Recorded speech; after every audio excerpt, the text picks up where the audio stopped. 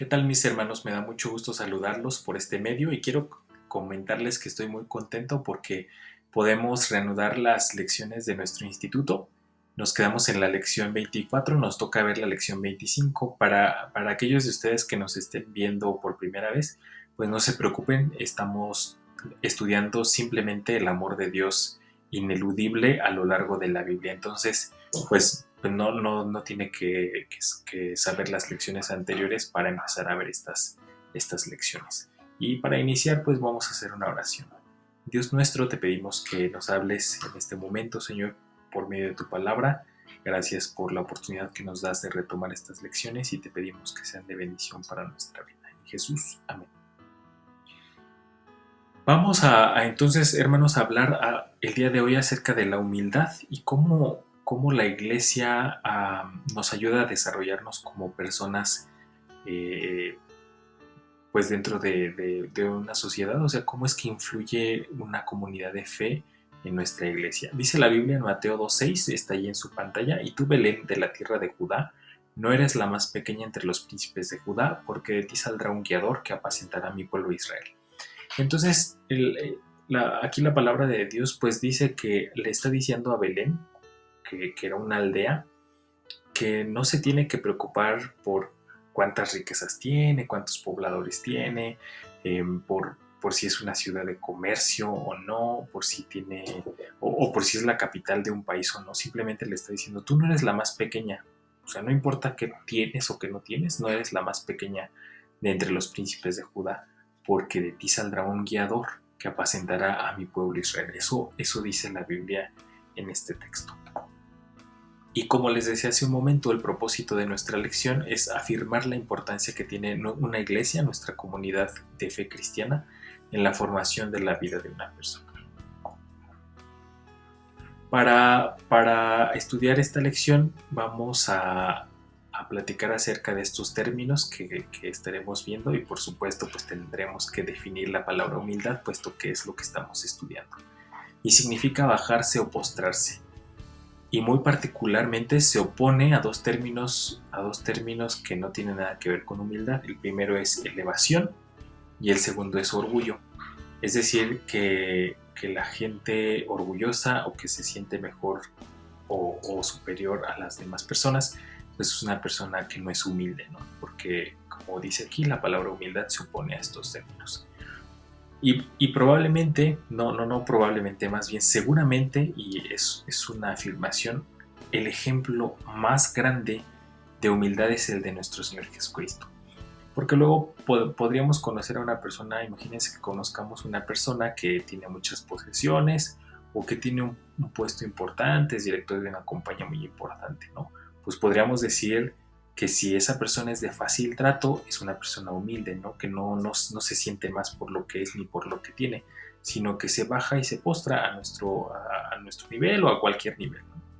Sin embargo, pues ustedes saben que Jesús era Dios 100% Dios, ¿no? Y no se aferró a su posición de Dios, sino que se despojó de él mismo para venir y hacerse igual a nosotros, ¿no? ¿Se acuerdan cómo dice la Biblia? Entonces, por más director, por más posesión, por más posición que pueda tener una persona, pues esa persona no es Dios.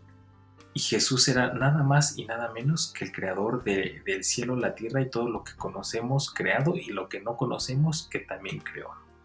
Toda esa maravillosa creación que él hizo, las galaxias, los planetas, el sol, la luna, las estrellas, pues son creación de Dios. Y ese Dios decidió bajarse y postrarse para salvarnos, ¿no?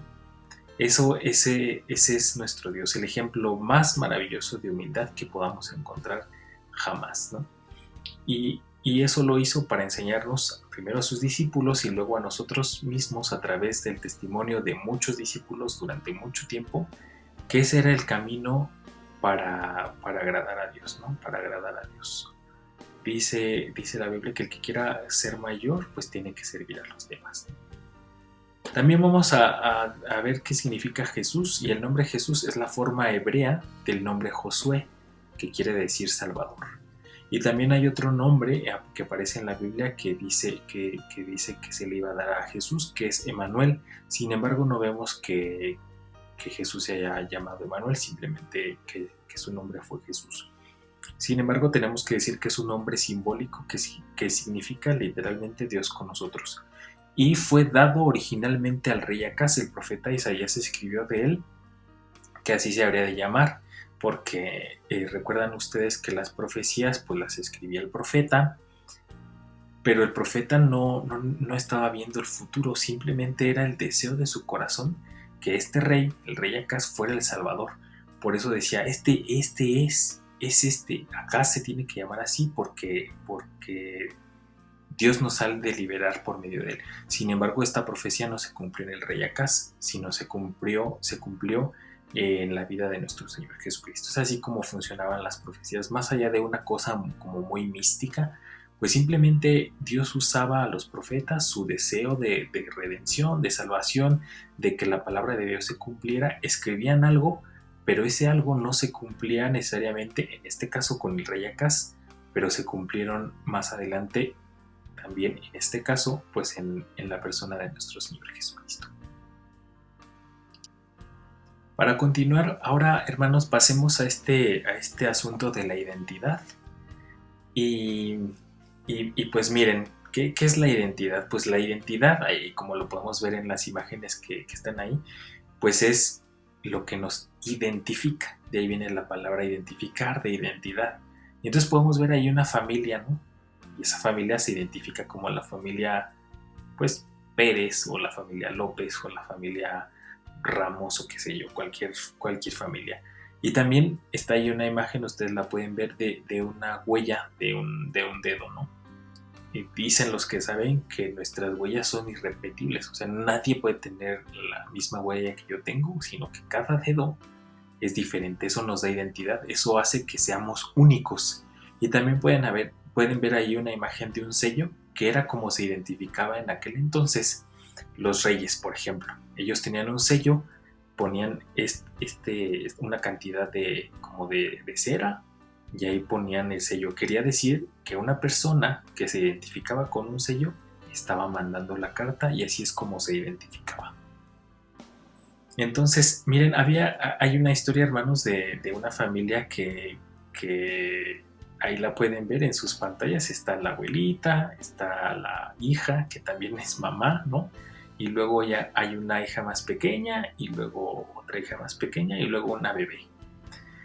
E imagínense que cada una de ellas, desde la abuela hasta la hija más pequeña, tenían dos nombres. Se llamaban Aida y otro nombre. Por ejemplo, Aida Lorena, Aida Patricia, Aida Marta, pero todas se llamaban Aida. Entonces eso pues tenía un problema, ¿no? Porque cuando alguien iba a visitar y buscaban a Aida, pues decían, ¿a qué Aida?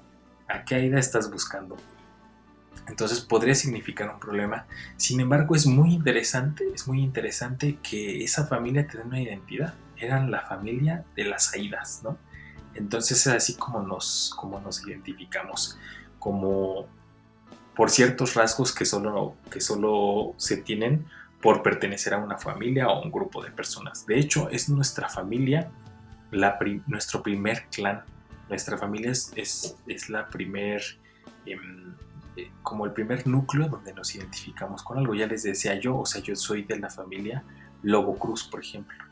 Y ahora he formado una nueva familia con mi esposa, que somos los Lobos Zamora. Y esa es nuestra familia, esa es nuestra primera identidad. Y es algo súper interesante porque nosotros también pertenecemos a una iglesia que nos da una identidad. Nosotros pertenecemos a una iglesia presbiteriana que está ubicada en Toluca, y tenemos una forma de ser, por ejemplo, que es diferente a todas las demás iglesias. Eso nos da identidad.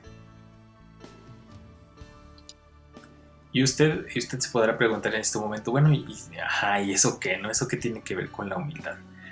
Y pues primero tenemos que decir que Dios nos creó como seres relacionales, ¿no? O sea, no nos creó para ser gregarios, sino para convivir, ¿no? No para estar aislados, sino para para convivir con otros. De hecho, necesitamos formar parte de un grupo que nos dé identidad, que nos dé sentido de pertenencia, que nos dé una dirección de hacia dónde vamos. Eso es la voluntad de Dios y así nos creó. Y ahí pueden ver una imagen de un árbol familiar, ¿no? Está ahí el abuelo, la abuela, y esa familia va teniendo su identidad, tienen ciertas costumbres, por ejemplo, pues qué sé yo, que se reúnen siempre para el cumpleaños de la abuela, por ejemplo, ¿no? O que se reúnen siempre para celebrar tal o cual cosa. Entonces todos necesitamos relacionarnos. Y Dios mismo nos dio una familia espiritual que nos dé sentido, que nos dé dirección. Y esa familia espiritual se llama iglesia. Y así como nosotros tenemos una familia carnal, física, de la que nacimos, o no, a lo mejor no necesariamente de lo que nacimos, ¿no? Porque podrá haber personas que son adoptadas o tal, pero aún así tienen una familia. Pues asimismo nosotros tenemos una familia espiritual que Jesús preparó para nosotros. Y también Jesús cuando nació en esta tierra pertenecía a una familia, a una estirpe, a un clan que le daba identidad. Él era nada más y nada menos que descendiente del rey David y era también hijo de José e hijo de María. Y es muy interesante porque eso le da identidad, le da una identidad de realeza, ¿no? De rey. Jesús, a pesar de que nació en una forma humilde, pues venía de un linaje real, eso lo identificaba. Y Jesús, hermanos, decíamos que Jesús es la forma griega del nombre Josué, que Josué es hebreo, que quiere decir Salvador. Y su nombre o sus nombres con los que se identifica, con los que se le identifica en la Biblia, están muy, muy relacionados con su historia y con su misión. Es que significa Salvador, ¿no? Y literalmente vino a salvar al mundo, entre otras cosas, pero su principal misión era salvar al mundo. Digo entre otras cosas porque también vino pues a partir la historia, por ejemplo, ¿no? A revolucionar el mundo, a enseñar, a hacer milagros. Pero su labor más importante, su misión más importante era la de traernos salvación a usted, a mí y a todas aquellas personas que se quieran acercar a él.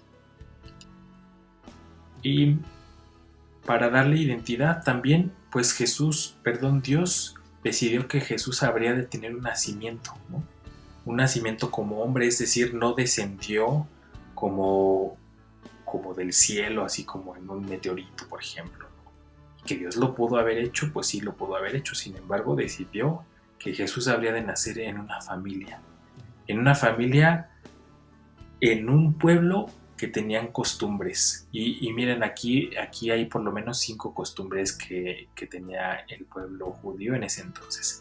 El primero de ellos es que los padres arreglaban los matrimonios. O sea, ellos decían, pues vamos a casar a mi hijo con tu hija y ya, ¿no? Entonces no era como nosotros conocemos el noviazgo actual, en el que yo decido con qué chica quiero andar, o la chica también puede decidir con qué joven andar, ¿no? Otra de las costumbres es que una joven entre 10 y 12 años y medio más o menos ya estaba en edad casadera. Imagínense, hermanos, que una niña que todavía no sale de la primaria o está a punto de salir o tiene poquito de haber salido de la primaria, ya se podía casar, ya estaba en edad casadera. Otra costumbre era que los novios no celebraban la boda primero, sino celebraban el compromiso. Sus papás decían, ya está arreglado el compromiso, tú te vas a casar con esta chica o con este chico, y era lo primero que se celebraba. El número 4 es que este compromiso se rompía solo con la carta de repudio, en donde el hombre podía decir, pues ya no quiero a mi esposa porque pues me engañó, ¿no? Y el 5 es que la boda se celebraba más o menos un año después del compromiso. Esas son las costumbres que en ese entonces existían. Entonces, nuestro Señor Jesús nació en un pueblo que le daba identidad, nació de unos padres que le daban identidad, nació del rey David que le daba una identidad, y también estuvo en medio de estas costumbres que también le daban identidad. ¿Qué le parece, hermano, estas costumbres? Ahora, fíjense cómo dice Mateo 1, 18 y 19. El nacimiento de Jesucristo fue así: estando desposada María su madre con José, antes que se juntasen, porque se acuerdan de las costumbres, se halló que había concebido del Espíritu Santo. José, su marido, como era justo y no quería infamarla, quiso dejarla secretamente. Entonces, si estuviera usted en el lugar de José, pues podríamos decir que sabríamos dos cosas si usted o yo estuviéramos en el lugar de José. Número uno, el niño que María estaba esperando no era suyo, ¿no? O sea, no había forma, no se habían juntado, apenas habían hecho su compromiso, entonces, pues no era suyo, ¿no? Y número dos, pues para romper este compromiso, como vimos hace unos momentos en las costumbres, pues José tenía que acusar a María en público de adulterio, un pecado que era pues castigado duramente por las leyes judías. Entonces, si usted fuera José, la pregunta es, ¿qué hacer? ¿Qué, qué hago, no? Y entonces, dice Mateo, sigue diciendo en los versos 20 y 21, y pensando él en esto, he aquí un ángel del Señor le apareció en sueños y le dijo, José, hijo de David, no temas recibir a María tu mujer, porque lo que en ella es engendrado del Espíritu Santo es. Y dará a luz un hijo y llamará su nombre Jesús, porque él salvará a su pueblo de sus pecados. Entonces, pues mucho de lo que se dice acerca de José es que era cobarde, ¿no? Porque pues, decidió irse y no sé qué. Pero no hay una muestra de valentía, ¿no le parece a usted que José fue muy valiente al decir, yo voy a afrontar esto, no voy a acusar a María, yo sé que el bebé no es mío, yo sé que tengo que acusarla de adulterio, sin embargo no lo voy a hacer, ¿no? Él decidió ir y mejor él porque iba a ser acusado de abandono y él estuvo dispuesto a eso, ¿no? Luego más adelante las cosas se siguen complicando porque se acuerdan ustedes que Herodes mandó matar a los niños de 2 años y menores, dice la Biblia en Mateo 2:13. Después que partieron ellos, he aquí un ángel del Señor apareció en sueños a José y dijo, levántate y toma al niño y a su madre y huye a Egipto y permanece allá hasta que yo te diga, porque acontecerá que Herodes buscará al niño para matarlo. Entonces, este Herodes era un tipo, o sea, malo, ¿no? No tenía, no se detenía ante nada. De hecho, hay un dicho romano que les puse ahí que dice, es mejor ser el cerdo de Herodes que el hijo de Herodes. Imagínense para tener ese dicho, o sea, Herodes tendría que haber sido, pues como era, ¿no? Bastante malo. Entonces la cosa se complicaba aún más. Pero podemos reconocer aquí varias cosas. Por un lado, la valentía y la humildad de José. O sea, se necesita mucha humildad para decir, voy a tener a un hijo que no es mío, ¿no? Y encima voy a hacer lo que el ángel me diga, porque pudo haber dicho, no, pues yo no lo voy a hacer. Sin embargo, lo hizo, ¿no? Sin embargo, lo hizo.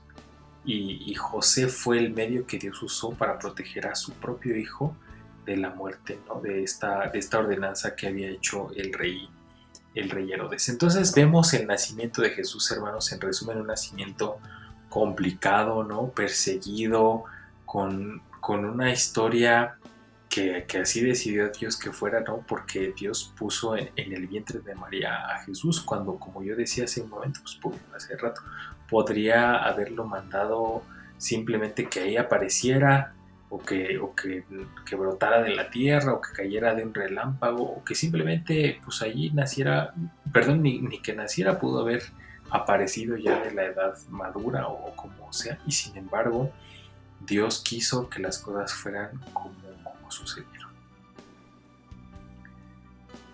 Entonces, hermanos, pues ya para concluir y, y de forma que esta lección nos deje una aplicación para nuestra vida, es José prefería ser señalado como el culpable. O sea, ya decíamos que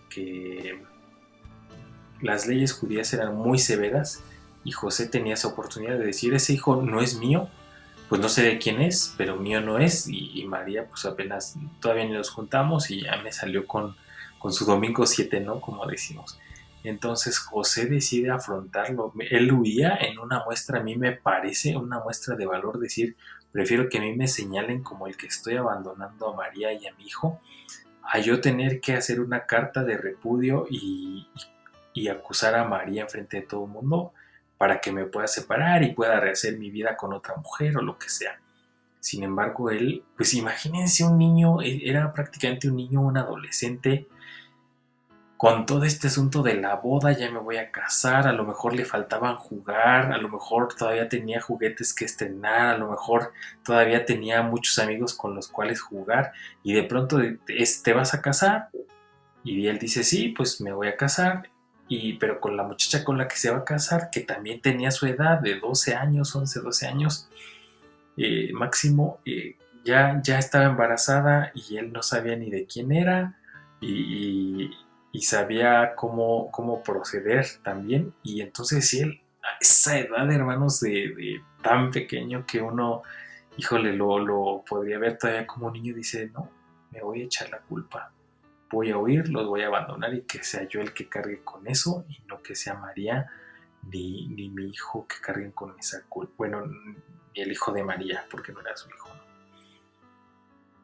Número dos, también, como decía hace un momento, la muestra más grande de humildad es Jesús, que a pesar de ser Dios, a pesar de ser el creador del universo, de no tener necesidad de nada, de ser un ser perfecto, que es pues así completamente feliz, completamente eh, pleno, que tiene ángeles a su servicio, que no tenía necesidad de hacer nada más que disfrutar de su deidad, podríamos decirlo, decidió que se iba a hacer igual a nosotros, bajarse, humillarse y ser asesinado, hermanos. No hay una muestra más grande de humildad en ningún lado, porque ya les decía yo, por más humildes que podamos ser nosotros, pues nosotros somos humanos, no somos más que Dios, ni siquiera nos podríamos comparar.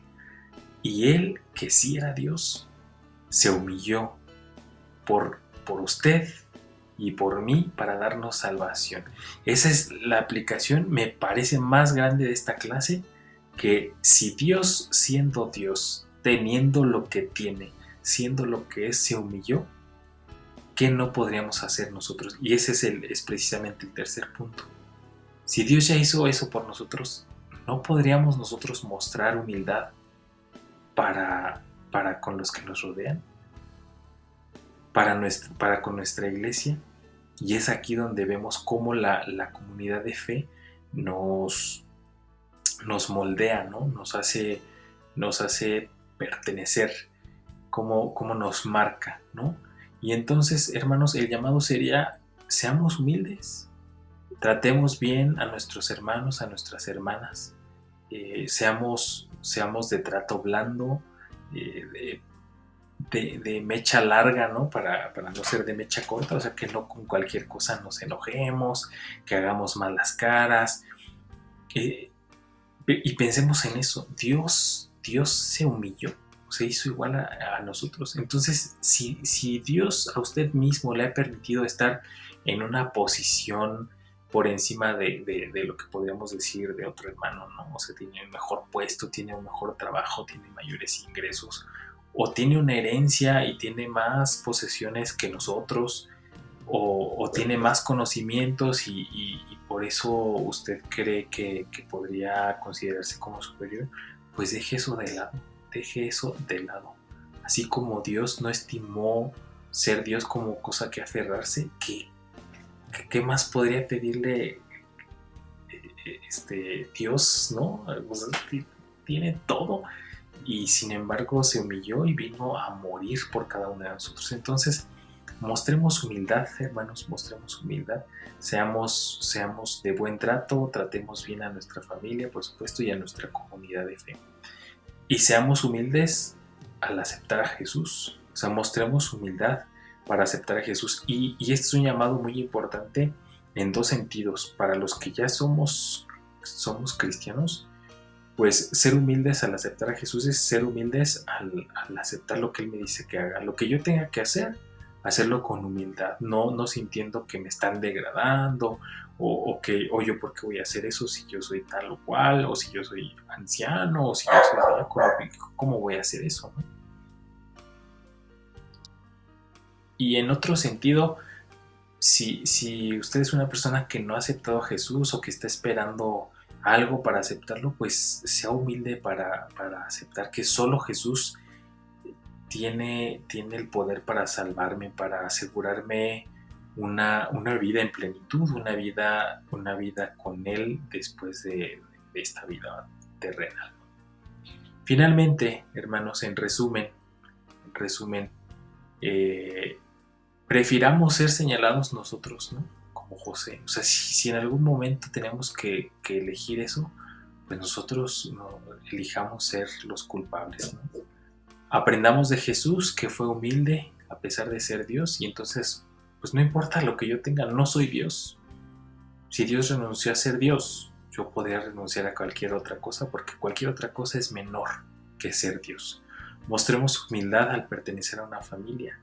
Tratémonos bien, seamos de buen trato, no nos encendamos fácilmente, sino mostremos humildad, seamos humildes para aceptar a Jesús. Y esta es, hermanos, la aplicación. Yo espero que esta clase sea de mucha bendición para ustedes y pues aquí vamos a continuar la siguiente semana estudiando más de la palabra de Dios. Por este medio, como les decía, estamos retomando nuestras clases y estoy muy contento de poder compartir con ustedes esta oportunidad y así seguirá siendo. Eh, y espero que usted pueda también continuar con nosotros con estos estudios. Y pues vamos a hacer una oración para terminar. Dios nuestro, muchas gracias por tu palabra, gracias porque nos enseñas cómo debemos conducirnos, Señor. Gracias porque tú mismo nos mostraste el camino que debemos seguir a través de tu nacimiento, a través de tu vida misma en esta tierra. Y te pedimos pues eso, Señor, que nos ayudes a ser humildes, a mostrar humildad, a echarnos incluso la culpa, ¿no? A responsabilizarnos cuando sea necesario, Señor, con tal de no agravar a los demás. Y te suplicamos que des consuelo, paz, tranquilidad, Señor, lo que necesitemos a cada uno de nosotros. Yo te pido por cada uno de mis hermanos, hermanas, amigos que estén viendo este video, que nos bendigas de acuerdo a lo que necesitamos. En el nombre de Jesús. Amén. Pues un gusto, hermanos. Nos vemos en la próxima clase. Saludos.